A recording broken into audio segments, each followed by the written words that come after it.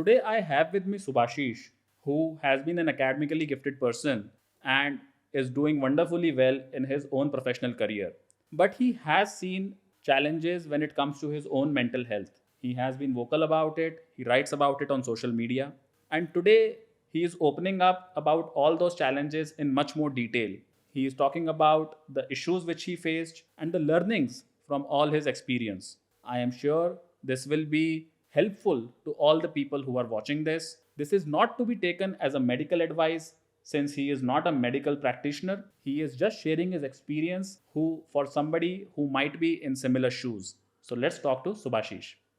Subashish, can you maybe just start a little bit about where you are from? How was your upbringing, your schooling, your family? How many members were there? A little bit about those things. Got it.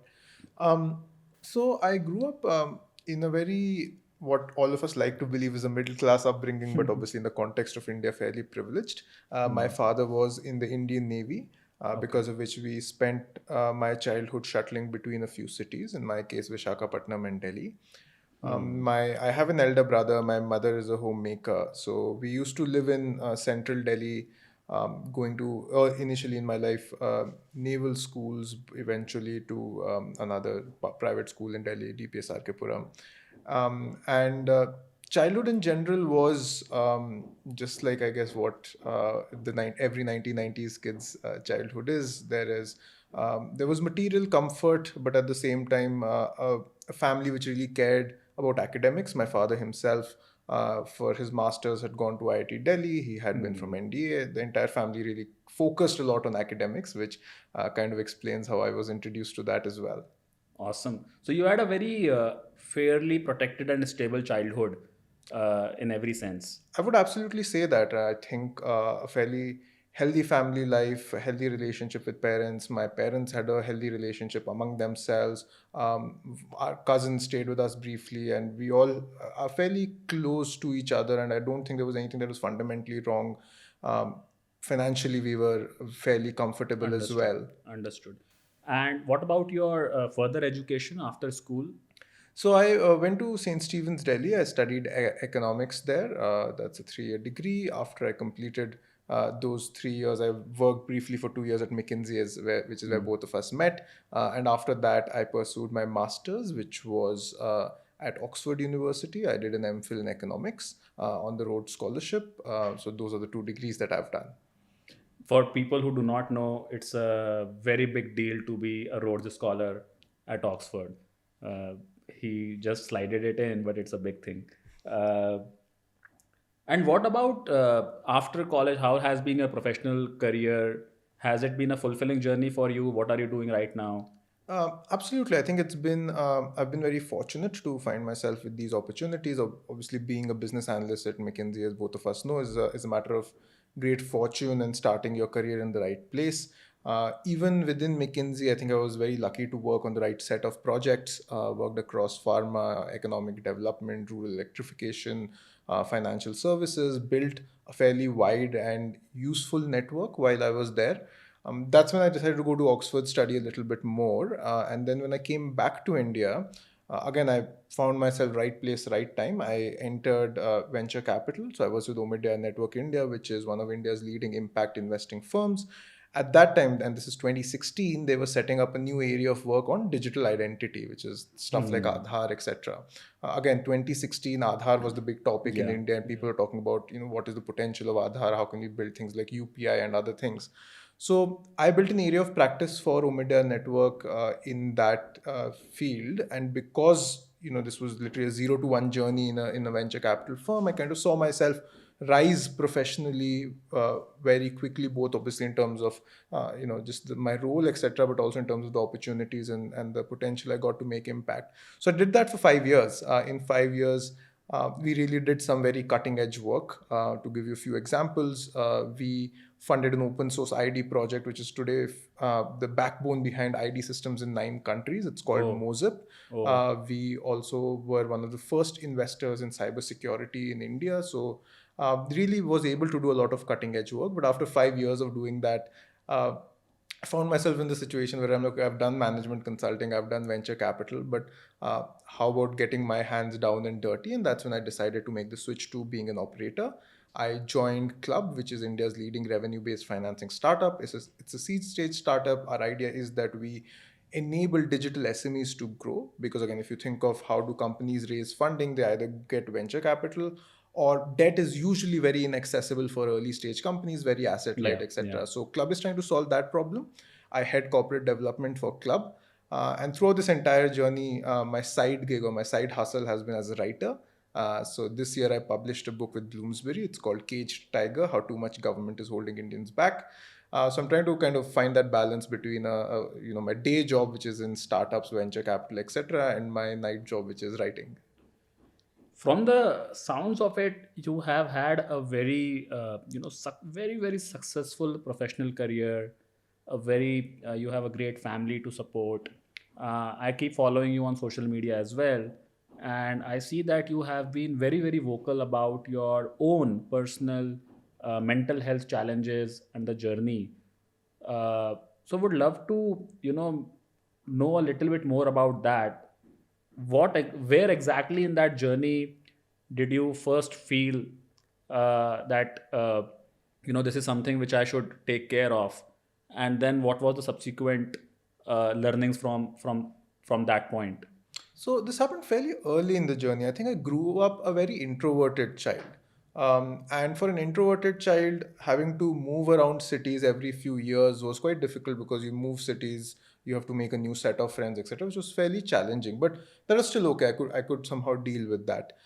For me, the first rumblings of my mental health challenges happened when I went to college.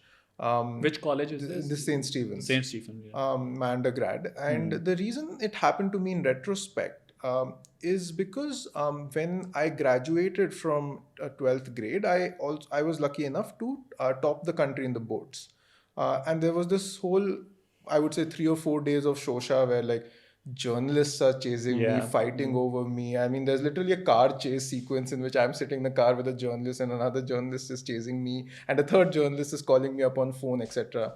And at the end of that day, where I didn't even have time to eat because I was going from one newsroom to another, I felt like I was troubled by the idea that have I peaked too early?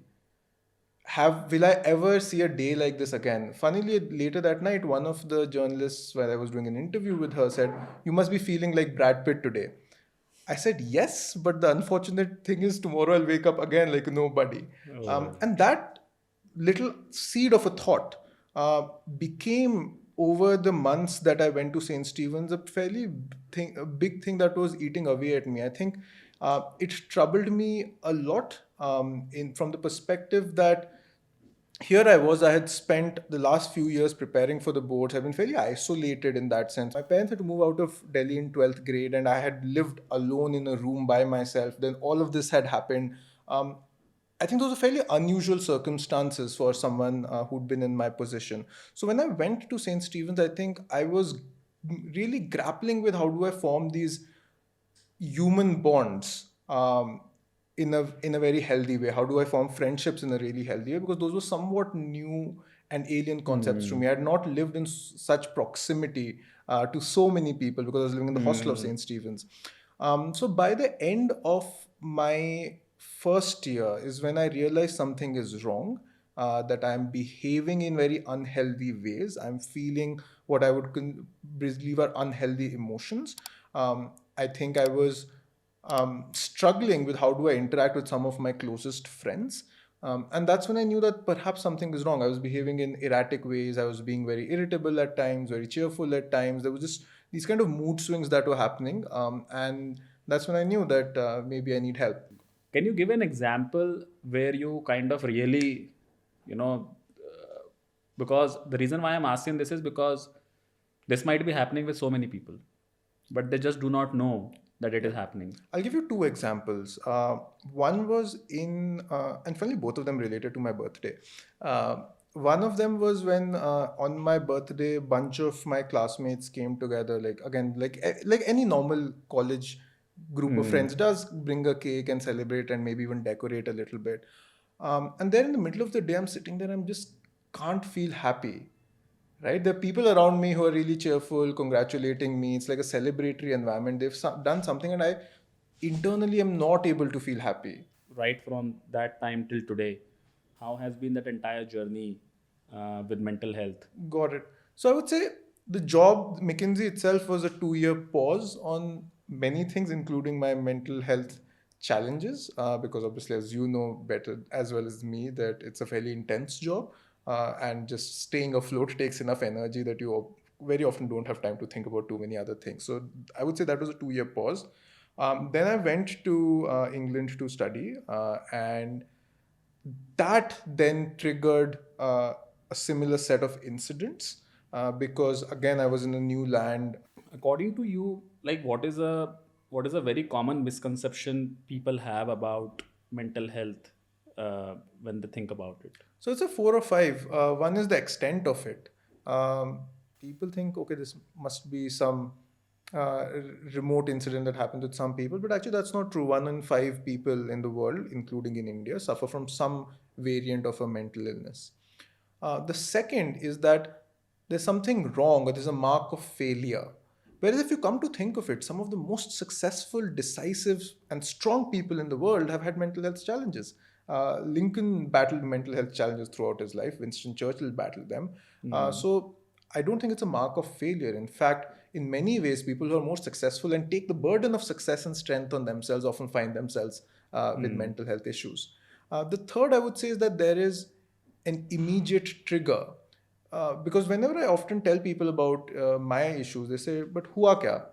And I can't articulate hua kya because there's nothing particularly that necessarily happened, especially in the first few episodes I had. Very often there's something building up within you over the years that then shows up in some way. And the fourth is people often think that this is a mental challenge, but especially recently, I have started reframing mental health as well being more generally, because I think there's a very close link between your physical health, physical well being, and your mental well being. And I really think of it as an entire package of called well being. I don't think of mental health as somehow distinct from physical health. And I Got think, it. therefore, these four I would say are probably the most common misconceptions. Understood. Somehow I still, from my experience, I feel that it is still difficult to talk about it. If somebody wants to talk about it, it's somehow difficult to open up in front of their friends, in front of their family. So, how should somebody think of it about opening up to others as a society? How should we think about it? So I do think it is difficult. For me, it has been somewhat easier because past background, etc. And I feel like I'm in that position of privilege where I can speak about it without anyone judging me or fear of repercussions, right? Because life set hai. So if I talk about this, I don't think that core of I won't I don't think I will suffer professionally because I speak about this. But for someone who's not from that position of privilege, I can imagine it will be very challenging to speak about these things. But there are a few reasons why I think everyone needs to speak about this. Firstly, uh, you're doing yourself a favor. There have been research which has shown that even among Holocaust victims, those who spoke about it actually felt better. Their heartbeat became much more closer to normal. Even after a year, the impact of opening up about their trauma of the Holocaust made them feel better. So just speaking about it is actually a good thing. It helps you feel better. You're doing yourself a favor. Second, you're doing others a favor. Now, the fact that I speak about it, I'm sure abhi koi college going kid hoga, if he reads what I write or listens to what I say, there's some mental model they have. उनको कुछ समझ में आएगा कि उनके साथ क्या हो रहा है. They might be able to relate. And I think you're doing others a favor. Third is I think you're doing the country a favor, which is that there's so much that any economy loses to mental health issues. Because देखा जाता है कि those who suffer from mental health issues, उनका तो there's greater absenteeism from work, etc. The second is that even when they are at work, they're actually less productive than they would otherwise be. There have been research which has said that mental health actually causes far greater decline in workplace productivity even compared to headaches and asthma and allergies and all of that. So mental health and depression is actually far worse than that. So I think it's important, and most importantly, as I said, it is you're doing yourself a favor by speaking about it. So the advice which you give is be open about it and don't be afraid of any repercussions which you might have. But it's difficult for somebody who might not be at a position of already settled in professional career. But what is your then take or advice to the uh, people who are on the other side of the table? How to what is the difference which they should create in their thinking when they hear somebody else talking about it? So I think two things have to happen. One is people have to be patient. Because कोई अगर खुद mental health issue से सफ़र कर रहा है ही is not able to articulate himself very well. If I go back to what I was doing in college, मुझे खुद ही समझ नहीं आ रहा था क्या चल रहा है, तो how am I going to be able to articulate it for someone else, right? And often times people are in impatience की over a cup of coffee let's resolve his problems और लेट्स फाइंड अ सोल्यूशन. ऐसा नहीं होगा. It's a several month journey, so you have to be really really patient. You have to stop trying to solve it. Sometimes all people want is someone to hear them. The second thing is curiosity. Because अगर आज मैं देखूँ तो मेरे साथ कोई incidents है, उनका खुद का एक कॉन्टेक्स्ट है, लेकिन that doesn't explain every one else mental health journey. There's so much I need to learn about other people's experiences, and when someone comes to me with saying that I'm going through a mental health issue, I don't assume that their issue is the same as me, because most likely isn't. तो वो curiosity चाहिए होती है. And in fact one of my farmer bosses did that very well, and she is like this super achieving kind of corporate leader. She comes in these lists of India's top women in corporate world, and she approached it with a lot of curiosity. Very often she would just call me and say, I know nothing about mental health. Can you tell me, like, what was your experience? What happens? How do people feel, etc.? That sense of curiosity people have to retain within themselves. And third and most importantly, it has been seen and statistically that being isolated is equivalent to smoking like 14 or 10 or 14 cigarettes a day, some atrocious number like that. So even as you're being patient, and very often this person is being unreasonable, you have to just try to not make this person feel isolated. So I would advise people not to give up even when a person is being somewhat erratic, but obviously maintain your space, enough space to keep yourself protected from their emotional vagaries. Understood. Understood. So somebody uh, who is who might think that I am in a situation where I might need some help. So what are the support systems currently available in the country, which they should think about, and should, what are those different ports of calls which they can go to if somebody feels that, hey, I need some help? Going to a psychologist, again, psychologists, you can get it by referrals or you can find up online. There are enough resources now online. That is a long process. Psychologists can take several months to actually show impact. And secondly, you have to experiment. Psychologist is a very very one-on-one conversation, so it might not be the right relationship, so you have to keep looking. So that is the second thing that I would tell people, that go to a psychologist, but be really open to this being a long process and iterate on that and experiment with different psychologists and be patient. And the third thing is, as I said, it's a whole package of well-being. So see what else you can do from that perspective. Maybe the reason it's getting aggravated is because you aren't getting enough sunlight. Maybe it is because you aren't eating healthy.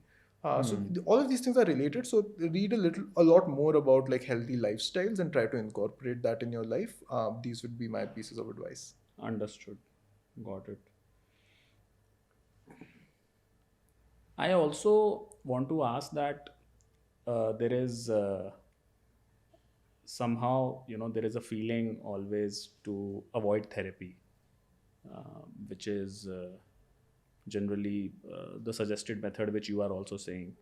Uh, and this might be because, again, because of society, that it is not considered, it is still a taboo in some form, that, taking therapy and talking about that I am taking therapy. So can you tell, like, how exactly, like, what is the experience of taking a therapy, and why people should seriously consider it and not be afraid of it? Got it. So this is how I would frame it here, that your mental well-being is as much a muscle as your physical well-being. Got it. Physical well-being, all of us, many of us go to the gym, or we work out at home, or we walk, or do whatever else. We take protein shakes to get better health or whatever. We really understand that very well. I don't think too many of us have understood how do we make our mental well-being a greater asset for us. And going to therapy is part of making your mental composition stronger, because again, we guys, and most of the listeners that we'll have today are people probably working in the what would broadly be called the knowledge industry. Knowledge industry, what is your main asset? It's your brain, right? And to that extent, you have to take care of that brain and get it to a better place. So a lot of people who are resistant to therapy, I would say, look, this is an opportunity for you to invest in your brain so that you're professionally and personally more successful. Personally, because it has been seen that major depression can lower your life expectancy by as much as 10 to 20 years. Obviously, suicide being one element of it, but also more openness to alcohol, narcotics, etc., leads to lower life expectancy in people, and also comorbidities like obesity, etc. So, a therapy is investment in a longer and better life. Therapy is also investment in a better professional life.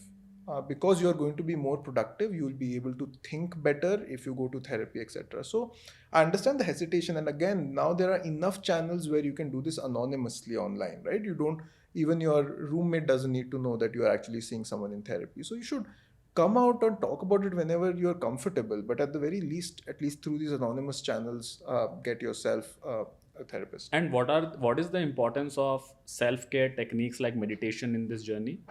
I would say very important, especially in the long term. Meditation becomes really important, or that entire thing of kind of working on your psychology becomes really important, because the at least the challenge I most faced with my mental health challenges was that it became an intense thought loop. Would not be able to stop thinking, and then it's almost like there's this thought stuck in my head all day. Abhi bhi hota hai. Even now, when I get anxious, things are stuck in my head.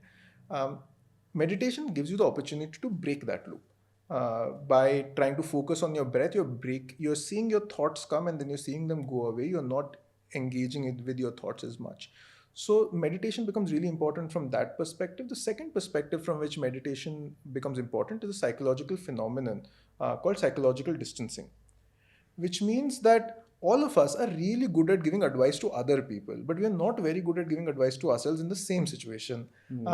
Meditation and such self-care techniques help you create that distance so that you can then advise yourself a lot better. So after I do meditation, I feel much better, and I feel far calmer so that I can analyze my situation much better. And what's the time frame somebody should think of these techniques? Because as you said that mind is a muscle, and just like your physical muscles do not get built in a single day, I'm assuming mental muscles also take time to develop.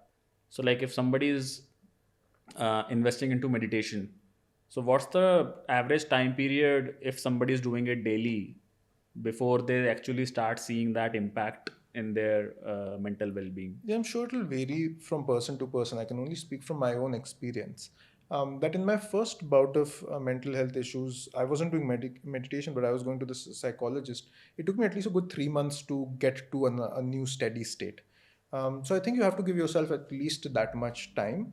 And the other thing is that even after, in my case, those 3 months, that resurfaced a couple of times in future, but you're going to be far better equipped to deal with it in future if you do these practices. So things, even after you shouldn't consider your second bout as a failure of all your efforts, because you're probably better equipped to deal with it then. So think of it at least as a 3 to 6 month journey, if not longer. Understood. So I have to be patient with it, that keep on investing in it, and then you will see the impact. Much like physical health, Much right? like physical health, If yeah. you're trying to Physical health is very the difference which I feel is that physical health is very easy to visualize. correct. That I am developing this much muscle every day, you can see in the mirror. But mental muscle is something which you cannot visualize easily. That how much am I developing? Correct. You feel it only at the extremes. And Is that's there it. a is there a pseudo metric or a pseudo indicator with which you actually start to get a feeling that hey, now I can feel that my mental muscle is far stronger as compared to before? So for me, honestly, a lot of this really shows up very physically. Most importantly, in my sleeping patterns. Got it. If I'm not sleeping comfortably, I know something's bothering me. Right? If I'm facing difficulty going to sleep, or if I'm waking up and then not being able to sleep again, or waking up in the middle of the night, that for me is a clear indicator. Irritability is a second clear indicator for me. That when I'm going through a bad mood, I don't want to see people. If people get in my face, I'm very rude with them. So that is a second clear indicator. So I think mental health manifests itself as very physical symptoms No, in the what I body. meant to ask was that these are the some sort of symptoms, but for example, as I said that if I am developing my biceps, I'm You're saying able like to a see. metric. Is there something with which you know that my meditation is working? I have been investing 3 months and now I can see the difference.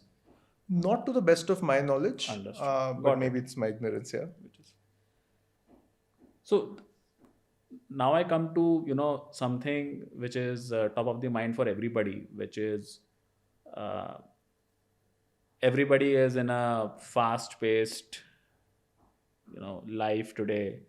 Everybody has a lot of aspirations. They are putting in so many hours at their job.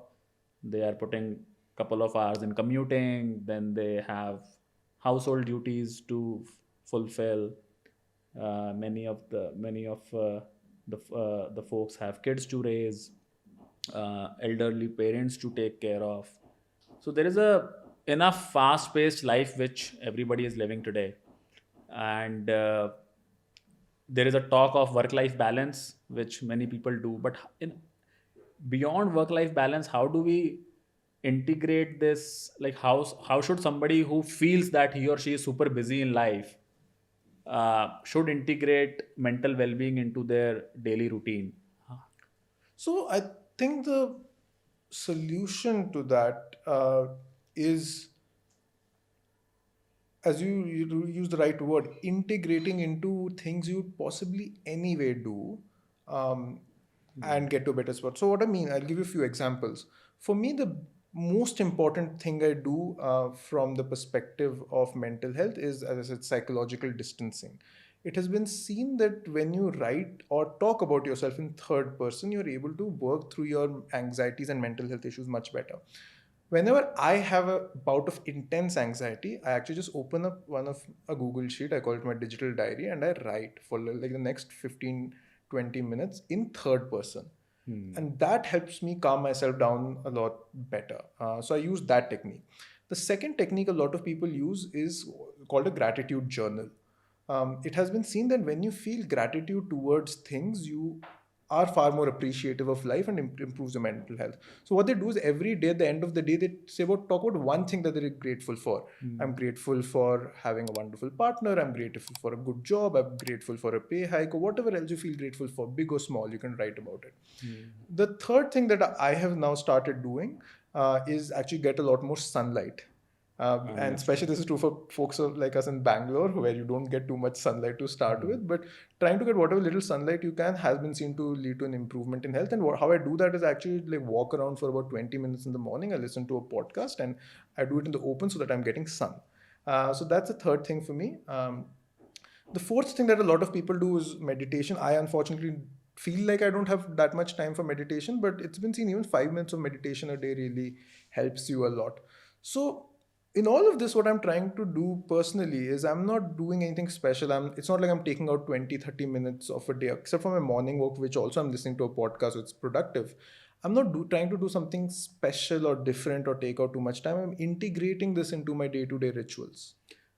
I think many people have already understood the importance of integrating physical exercises uh, when you have a fast paced life, and for that matter, anybody that somehow have to spend 15-20 minutes a day on physical exercises because it is important.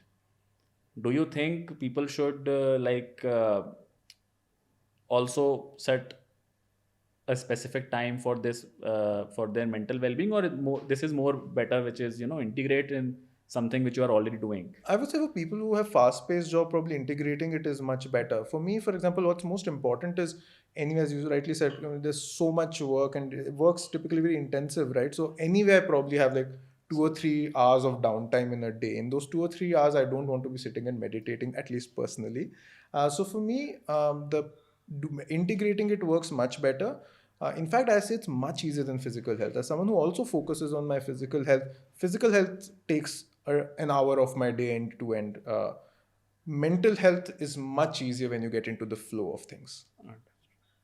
Are there any red flags people should be aware of uh, when which kind of manifest in some ways when the work life balance is getting completely, on the extreme side? It is just not there.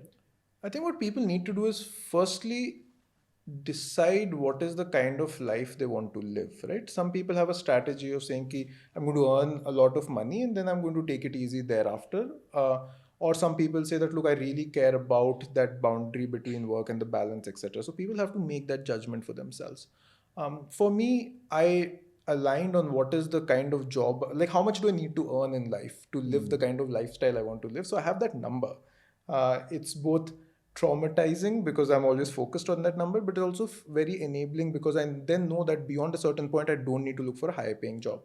But with that said, right, once I know what level of income I need to earn, that then helps me focus on how do I now start drawing boundaries. For me, those boundaries become things like personally not working weekends or trying not to work on weekends. And therefore, that is a conversation I have with people I've worked with, saying that, look, I'll try not to work on weekends. If I work out of weekends, I'll do it out of my own free will. I don't want to feel forced to work weekends. The second thing is that working those intense hours when you have to work those intense hours, but outside of those intense hours, keeping those 2 or 3 hours free for you yourself. So those become really important for me, and most importantly, being in a office environment which I think resonates with me, people who resonate with me, places where I can actually have these conversations. So the most recent episode of mental health challenge that I had, next day I went to my boss and I said, look, I'm not going to be productive this week.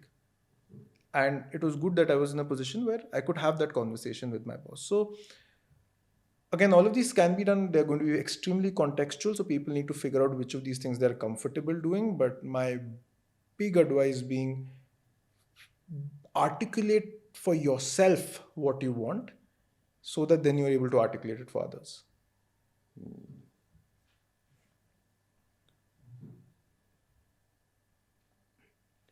Are there any what I mean to say is that when it comes to the general public perception, um, how can we improve like the overall public understanding, or is there any information which should be widely disseminated um, through uh, the employers, through government? And I think at least nowadays we see this topic being covered by some of the OTT shows as well. But where do you think we are lacking as a society uh, to bring this topic of discussion forward? My pet peeve is that I think this needs to begin right at the school level. There are two life skills that I wish our schools and colleges taught us. One is financial planning and financial literacy, and second is around mental health. And mental health, not from the perspective of these vague moral notions of character building, but really the hard psychological stuff. There are, in fact, in Yale, one of the most popular classes is a class on happiness. And in that, they don't talk about, again, fuzzy duddy things, they talk about the actual empirical evidence of what makes people happy. Oh. It helped me a lot, for example, to know that your happiness in the US tapers off after about an income of 75,000 USD a year. So now, when yesterday, for example, I saw some CEO of a unicorn who took home a package of in a year of about 80 crores. Very often people would then start thinking, oh my God, what can I do to earn that kind of money? But my reaction now was, I don't even know if he's happier because of it, right? Good for him. But this kind of hard empirical evidence is important. So I wish that schools and colleges, instead of having very useless subjects sometimes, would have classes on financial literacy and would have classes on mental health. The second thing is, I think, cinema and our public consciousness. If I ask you today that what is the most memorable, or what is the role about a character facing mental health issue that you remember from Bollywood, I don't know what your response would be. Yeah. Mine is Kangana Ranaut from Fashion, which is actually a very Hmm. negative character or characterization where it ends up in suicide, and it's not even explored in all of its nuance, right? It's a very Hmm. unnuanced representation. And therefore, I think, as you rightly said, some of the OTT shows have now started talking about this a lot better. I think people are talking about it on social media, etc., which is all very helpful. So the mainstreaming of mental health, I think, becomes the second thing.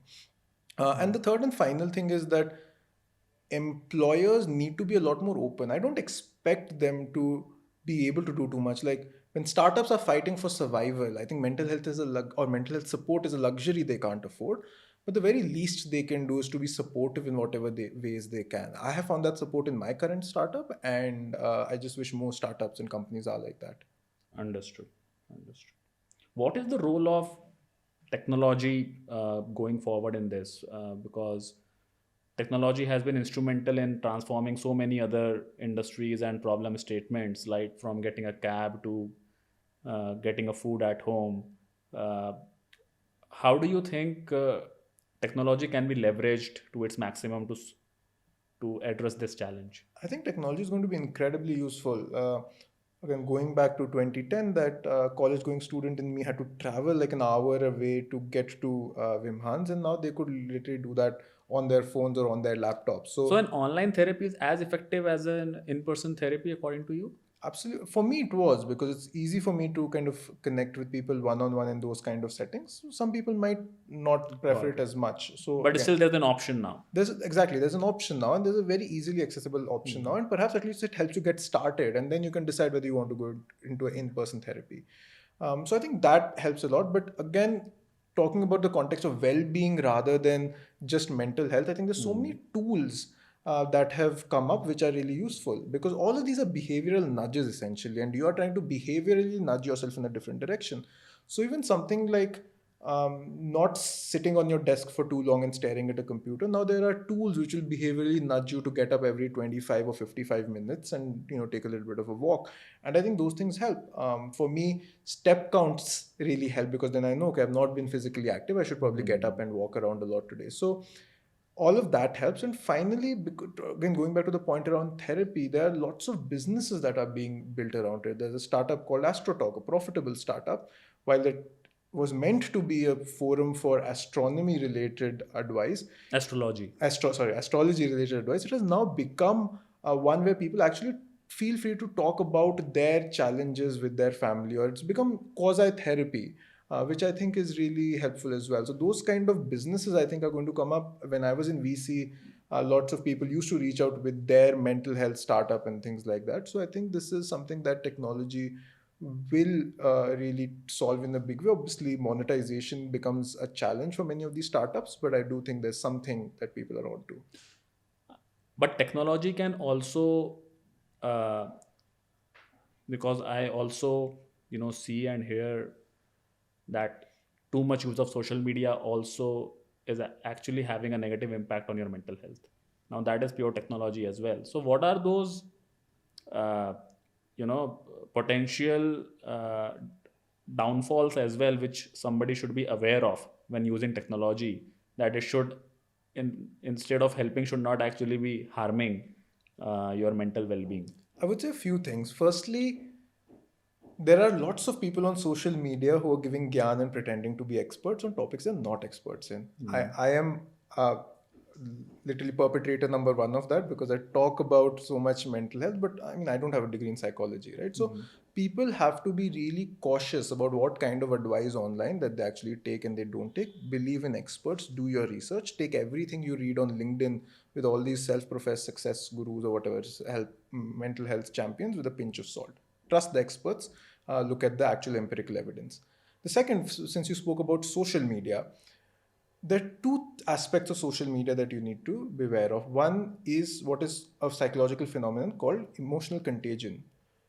there has been evidence which has shown, some Facebook in fact sponsored this study where they modified people's feeds, and one group got more negative news and one group got more positive news, and then they saw that their actual emotional well-being of both these groups differed a lot.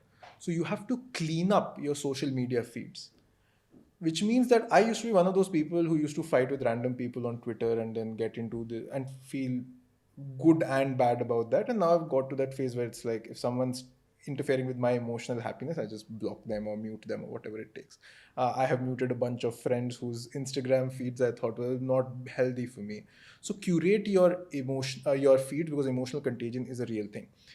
The, and the second part of that is, a lot of us have now started living our lives for social media. What I mean by that is, when I hear an interesting podcast, very often the first thought I have is, how do I craft a LinkedIn post based on that?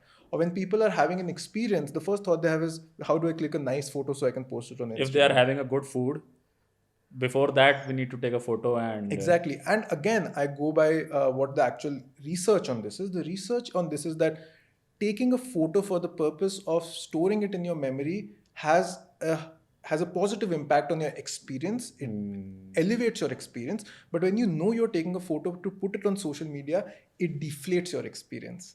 So again, be very mindful. Don't get trapped in the social media sharing rat race. Extricate yourself from it. One of the ways I do that, for example, is having rules of saying, I'm not going to post about this for the next 2 or 3 weeks. So by taking away that sense of urgency कि अभी photo लेके मुझे social media पे डालना है, I'm able to enjoy my experiences a lot better. So you're absolutely right. Social media is making us all behave very weirdly, but if you use science and evidence to try to battle that, you will be in a very good spot. great, great. That's good advice. uh, so we talked about about people taking therapy. uh, Generally I think it's a 1 hour session. I always get to hear these questions from people in my circle, that why should I pay 1000, 1500, 2000 rupees for a session in which uh, seemingly nothing happens. So can you take us through what to expect actually from a therapy session, and why is it actually expensive? So, look, it's expensive because if you come to think of it, the person who's doing therapy with you is someone who's trained, who's spent years practicing this. They have spent on their education. They need to make a living out of it. So, obviously, they need to charge you accordingly. So are number of psychologists in India lesser as compared to the demand? I would say Trained. number of good psychologists, because a lot of the challenges we face are often sometimes very unique, right? So for example, I don't think there are those many good relationship psychologists and a whole bunch of things. आपके context के लिए appropriate है कि नहीं, I can't say, right? So to that extent, in that session one, is the reason it's important is because your family and friends are just not trained. They have not seen other people, right? So as well intentioned, for example, as my brother was and is, in fact, the second time when I faced in England, he flew down from New York to London to be with me. So he's obviously extremely cares about me. He's extremely well intentioned, but he doesn't have the training. So he is, in fact, for me, the worst person to talk to about my mental health issues, because he approaches them in an angle which doesn't work for me at all. He does not have the training. My parents, I've almost never had a conversation on mental health with my parents. No training, right? Friends often can be pushy. Sometimes their first response is, why are you feeling sad? You have everything, etc. Right? So that's the big challenge, that you can speak to other people as well, and I would encourage people to speak to other people, but they just do not have the training. So for that reason, I think it's really important to speak with someone who has training. Now the question is, you're paying a substantial amount of time, and honestly, that pinches me also. That I also don't. Sometimes I wonder, should I really be spending 1,500, 2,000, 2,500 on the 1 hour session of talking to someone?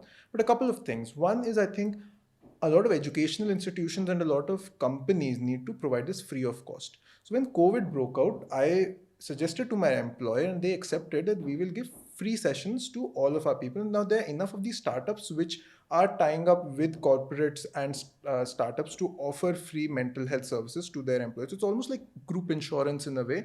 There's a certain number of sessions and the people in your organization consume it. So very often things are free.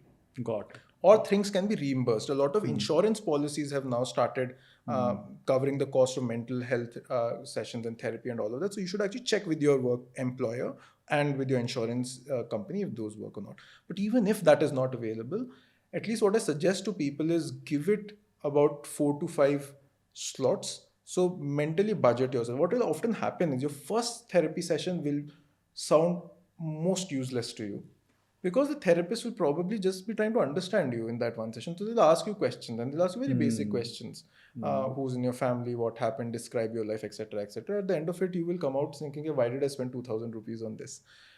But I advise people give yourself at least that budget of five to get to a point where the therapist then starts adding value. For me, also, when I told you about that experience in Oxford, which really helped me with a therapist, the first two sessions felt extremely useless. I was the one speaking, so it didn't even feel like a therapy, it felt like an interview. They would ask things like, okay, so what happened in your life? How did you feel when you came to Oxford? Who are your friends here? My Indian therapist made me draw out a chart saying, okay, so this is you, this is your family, who are your closest friends, who are their closest friends. So lots of techniques that different therapists will use different techniques, but it feels more like an interview. But through those series of interviews, they start helping you reflect on your own emotions. And that I think is the value of therapy. So a good therapist, in my opinion, is not someone who in the first or second session starts giving you gyan and starts being like, okay, now I feel like this is the reason that you're not feeling good. It is someone who guides you to find your own answer. So to me, good therapists almost feel like good interviewers. The breakthrough for me, this whole notion around my challenge being this fear of rejection, came from me. It was not my therapist who listened to me and was like, okay, now based on all your Hmm. answers, I'm telling you this is your problem. You But yourself realized I it. myself realized it, and then he helped validate some of that. Got So by just a therapy session is typically just a lot of probing, like third level question, fourth level question, to get deeper into your experiences and your feelings at any point in So time. your advice is to be patient, at least budget 5 sessions, and don't judge just after the first session that hey, it was not a. Because it will depend from therapist to therapist. You also then have to give yourself the latitude. If it doesn't work out with one therapist, you have to keep yourself open to going to another therapist as well.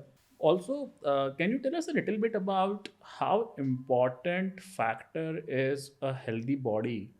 We have always heard this saying that in a healthy body resides a healthy mind, but it is difficult to see that connection or visualize that connection. That hey, if I'm working on my physical health, how does it? How is it actually impacting my mental health and mental well-being? Can you throw some light on that with some examples? I think it's really important. I think there's a very intimate connection between your mental health and your physical health, and vice versa. The vice versa is easier, right? When you're mentally facing difficulty, you will tend to overeat, you will tend to consume more alcohol, you might consume other kinds of vices. So that relationship is far easier understood, and it's easy for people to see how that happens. The flip side, which is how does physical health affect mental health, is a more recent discovery, in the sense that there have been talks for a while, but not empirical evidence. But now empirical evidence is beginning to emerge, and I have personally experienced that, which is, for example, cardio. Cardio is seen to produce um, make your produce substances in your body which effectively act as antidepressants. So regularly doing cardio has the effect of you consuming substantial amounts of antidepressants, and it lifts your mood. The second, which is even less studies, is gut health, which is what are you eating, how is your like digestive system operating, etc. All of these really matter, because then they have been seen to have a very intimate relationship with your mental health. Something even as trivial as the amount of water that you're drinking in the last 2 hours that you're awake in a day. Because if you're drinking water at that time, you're more likely to have disturbed sleep. I will So drink. these kind of things become really important. Screen time right before you sleep. Because if you have screen time in the last 30 minutes or 1 hour before you sleep, you're likely to have more disturbed sleep. And if you have more disturbed sleep, that will have an impact on your mental health. So lots of these pathways are now being empirically discovered. So doing cardio, eating right, sleeping well, not using a screen, these have been, like you are saying, there is empirical research now which shows that it actually helps in your Absolutely. uh, And getting sunlight. and getting sunlight. Because we have always heard that sunlight is important for vitamin D, But this is a very recent phenomena that sunlight is linked to your mood. Absolutely, and it is. And so, again, I would genuinely encourage people to find out more about it. I am also on that journey. I have started recently of discovering this empirical evidence, but lots of good podcasts out there which present empirical evidence on mental health issues. Awesome. Thanks a lot, Subhashish, for your time today. I think it's such an important topic on which you have very, very honestly, candidly shared your thoughts, shared your knowledge, and you have been humble about it by saying that you are not an expert, you are not a professional in this, but you have shared your own experiences. I hope whoever is watching this can take away some sort of pointers from your talk. Obviously, this was not intended as any kind of medical advice or any kind of medical suggestion. It is just sharing of experience. But I definitely think this will really help a lot of people. So thank you again for your time. Really appreciate it. Thank you for inviting me. Thank you, sir. Thank you very much.